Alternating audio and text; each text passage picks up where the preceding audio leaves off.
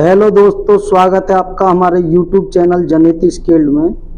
दोस्तों, यदि आप हमारे चैनल पर पहली बार आए हैं तो चैनल को सब्सक्राइब जरूर करिएगा और वीडियो अच्छा लगे तो वीडियो को लाइक जरूर करिएगा। दोस्तों, आज मैं बहुत ही इम्पोर्टेंट टॉपिक पर वीडियो बनाने वाला हूं और टॉपिक है फायर की फुल फॉर्म क्या होती है और जो हमारा फायर सिलेंडर होता है उस पर पास लिखा रहता है, या तो उस पर लिखा हुआ होता है या हमारा एक पास का उसके साथ स्टिकर लगा होता है। तो पास की फुल फॉर्म क्या होती है? तो जैसा कि दोस्तों आप वीडियो में लाइव देख रहे हैं, ये मेरे पास फायर का एग्जीब्यूटर है और इसके साथ में ये जो पास का स्टिकर लगा हुआ है और इस पे पास की फुल फॉर्म लिखी हुई भी है। आइए दोस्तों, आज मैं आपको सब कुछ लाइव बताऊंगा। तो आइए दोस्तों, सबसे पहले हम फायर की फुल फॉर्म जान लेते हैं। तो एफ का मतलब है फाइंड, आई का मतलब है इंफॉर्मेशन और आर का मतलब है रेस्क्यू और ई का मतलब है एग्जीब्यूटर। यानी कि आपने एफ का मतलब फाइंड, आग को पाया, आई का मतलब इंफॉर्मेशन दिया और आर का मतलब रेस्क्यू बचाव और ई का मतलब एग्जीब्यूटर। जिस भी प्रकार की आग है उस हिसाब से आपको फायर एग्जीब्यूटर प्रयोग करना है। आइए दोस्तों, अब हम समझेंगे पास की फुल फॉर्म। तो सबसे पहले दोस्तों हम ये जान लेते हैं, जब आग लगती है तो उस पर काबू पाने के लिए एग्जीब्यूटर का प्रयोग करते हैं। इसी एग्जीब्यूटर को कैसे ऑपरेट करते हैं, इसके लिए पास के स्टेप का अनुसरण किया गया है, जिसके माध्यम से हम आग जब शुरुआत दौर में होती है तो आग पर काबू पा लेते हैं। तो आइए दोस्तों, full name of pass is क्या है? तो पी का मतलब पुल द पिन। जैसा कि दोस्तों आप वीडियो में देख रहे हैं, ये मेरे पास फायर एग्जीब्यूटर है, ये इसकी पिन है। ए का मतलब aim at the base of fire, जो हमारी आग लगी हुई है उस पर हमें निशाना बनाना है। और एस का मतलब स्क्वेज द स्क्वायर द टिगर, ये हमारा टिगर है। जब हम इसको दबाएंगे तभी हमारा इसके अंदर जो भी केमिकल भरा हुआ है तभी वो निकलेगा। एस का मतलब स्वीप साइड बाई साइड, ये जो हमारी पाइप है, नोजल है, इसको हम आग के बेस पर साइड टू साइड इस तरह से पकड़ के यूं साइड टू साइड घुमाएंगे।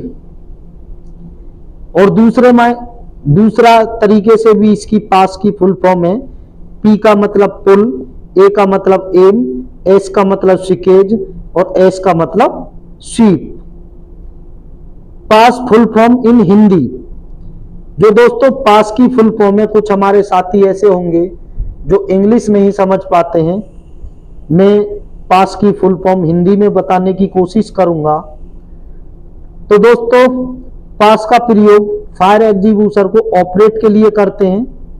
आइए इसे हिंदी में अलग अलग समझने की कोशिश करेंगे। जैसे पी, यह संकेत देता है कि एग्जीब्यूटर में लगे पिन को सबसे पहले खींचते हैं। ये जो पिन है इसको सबसे पहले खींचते हैं। ए यह बताता है कि पिन खींचने के बाद जहां आग लगी होती है वहां एग्जीब्यूटर पाइप से निशाना बनाते हैं। ये एग्जीब्यूटर पाइप है, इससे जहां भी आग लगी होगी वहां निशाना बनाएंगे। एस एस यह बताता है कि एग्जीक्यूशन में लगे ट्रिगर को दबाना है। ये हमारा एग्जीक्यूशन है और ये जो इसमें ट्रिगर लगा हुआ है, जब हम इसको दबाएंगे तब ही इसके अंदर जो भी हमारा केमिकल है वो निकलेगा।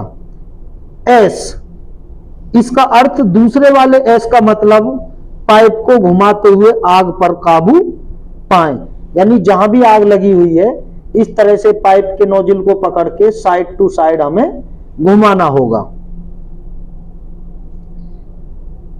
जहां पर आपने पास के माध्यम से यह तो जान लिया दोस्तों कि एग्जीक्यूशन को कैसे ऑपरेट करते हैं, आग पर काबू पा सकते हैं, लेकिन इसका मतलब यह नहीं होता कि अगर कहीं आग लगे तो बस एग्जीक्यूशन को देखकर आप आग पर काबू पाने का प्रयास करने लगे। अगर आपको पूर्ण रूप से आग पर काबू पाना है तो सबसे पहले आपको एग्जीक्यूशन के प्रयोग के साथ साथ क्लासिफिकेशन ऑफ फायर के बारे में जानना होगा, जिससे आग लगने के पश्चात आप उस आग के क्लास के अनुसार सही एग्जीक्यूशन का प्रयोग कर पूर्ण रूप से आग पर काबू पा सकें और वर्किंग साइड या बिल्डिंग में आग को बढ़ने से रोक सकें।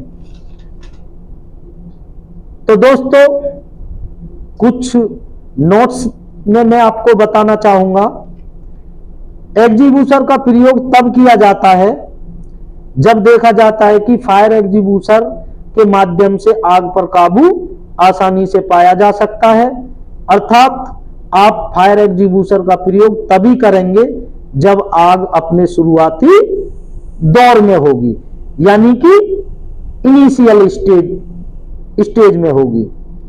अगर आपको लगता है कि फायर एग्जीक्यूशन के माध्यम से आग पर काबू नहीं पाया जा सकता है तो शोर मचाते हुए बिल्डिंग से या फिर कार्यस्थल से बाहर भागकर असेंबली पॉइंट पर पहुंच जाना चाहिए। आप शोर, दोस्तों आप सोच रहे हैं कि आखिर शोर मचाने के लिए क्यों कहा गया है, तो मैं आपको बताना चाहूंगा कि शोर इसलिए मचाया जाता है कि आग के बारे में सबको पता चल सके और सभी सुरक्षित स्थान पर पहुंच सकें। वैसे आग की स्थिति को देखते हुए फायर अलार्म बजाने का जरूर प्रावधान है, लेकिन कई बार स्थिति ऐसी हो जाती है कि अन्य मशीन के आवाज के कारण या फिर किसी और शोर के कारण कई व्यक्ति जो सुन नहीं पाते हैं, तो वह भी शोर सुनकर सुरक्षित स्थान पर शरण ले सकें। दोस्तों उम्मीद करूंगा आप पास के बारे में मैंने हिंदी में और इंग्लिश में दोनों ही तरीके से बताया है और फायर की फुल फॉर्म भी बताई है। तो दोस्तों बने रहिए इसी प्रकार की नॉलेजेबल वीडियो देखने के लिए हमारे YouTube चैनल जनित स्किल्ड पे, और वीडियो को दोस्तों ज़्यादा से ज़्यादा लाइक करें, शेयर करें, कमेंट करें, चैनल को सब्सक्राइब करें। मैं आपका साथी भरत। जय हिंद, जय भारत।